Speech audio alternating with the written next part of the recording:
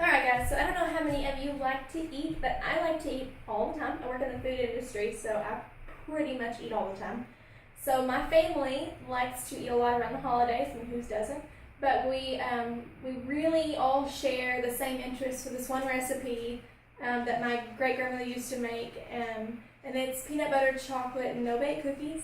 And I hope that today, by the end of this video, that you have learned how to do this as well and have written down the recipe. Maybe you can pass that on to your family and start a new tradition. So the very first thing that you want to do before preparing anything is to get out your ingredients and the utensils that you're going to need to make these cookies. I use just a stovetop. They're no-bake cookies, so you do not need the oven. So you just need the one burner on, and I use a 4-quart saucepan, and that is because the recipe is just big enough for this pan. It's not too big, and it's not going to overflow out of the pan, but it's not going to waste space either. So I use a spatula too. This is where I'm going to fold my ingredients together, not necessarily stir. These cookies really need to be folded together to create the texture that they have. And then I'm going to use this handy little tool here to scoop out the cookies after they're done. Just drop some on the wax paper, and then I'm going to also use wax paper. That way they don't stick together and they don't stick to the pan. They just pop right off after they're done cooling. And then I have all these ingredients out here in the front. And the very first thing that you want to do is turn on your burner on, well, not high because you don't want to burn it. It is chocolate, so you want to put it between medium and high. So the very first thing that I want to do is I want to take 2 cups of this pure granulated sugar here. I'm going to put these in the pot. And then the very next thing is going to be a 1/4 cup of this unsweetened cocoa powder. Do not get sweetened cocoa powder because it'll be too much for the 2 cups of sugar. It'll just be overpowering. And then you need a 1 stick or 8 tablespoons of unsalted butter here. And it does not have to be room temperature, so you don't have to worry about setting it out way ahead of time. This recipe takes about 5 minutes to cook. So you just drop that in there while it is heating up, the pot is heating up. And then you want to take 1/2 cup of milk. I just use this regular milk right here. It doesn't take any special kind.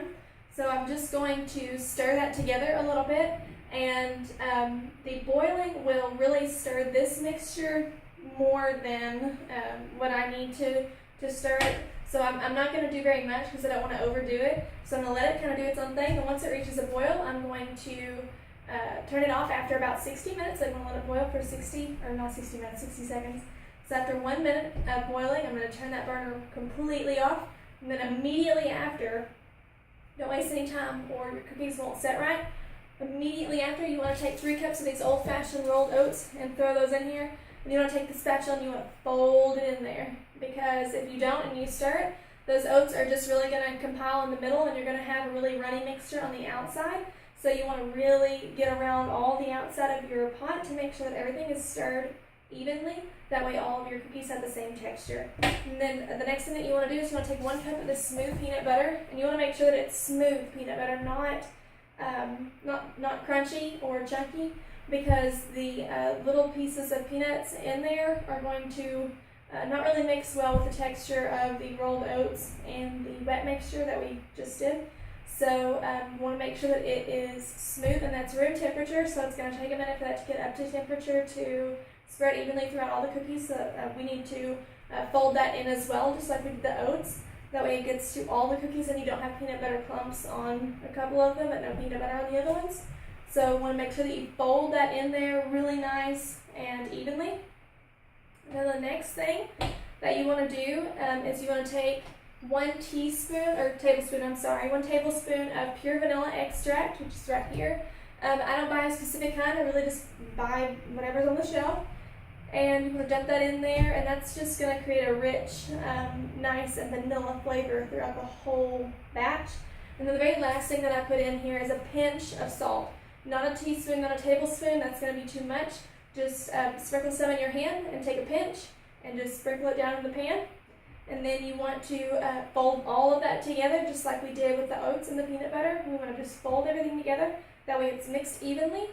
So after you get done doing that, you want to get a cookie sheet out from your cupboard and then grab some wax paper, like I have here. You want to cut a nice long sheet of wax paper and put that down over your cookie sheet. And then I'm going to use this handy tool here that I showed you guys earlier to scoop out these cookies. And this is smaller than what a tablespoon, if you use a normal kitchen tablespoon to scoop these out. Cookies are going to be quite big, and they're not going to yield as many as I would prefer. I have a lot of people in my family, so we have to feed a lot of people. So I use this, and it yields about 30 cookies.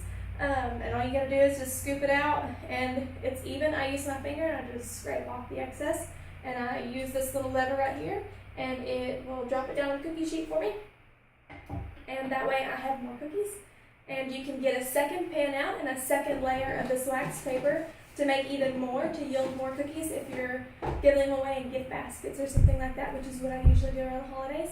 And at the very end of this process, they will set up nice like this. I mean, nice and like chunky, and they look kind of crisp on the outside.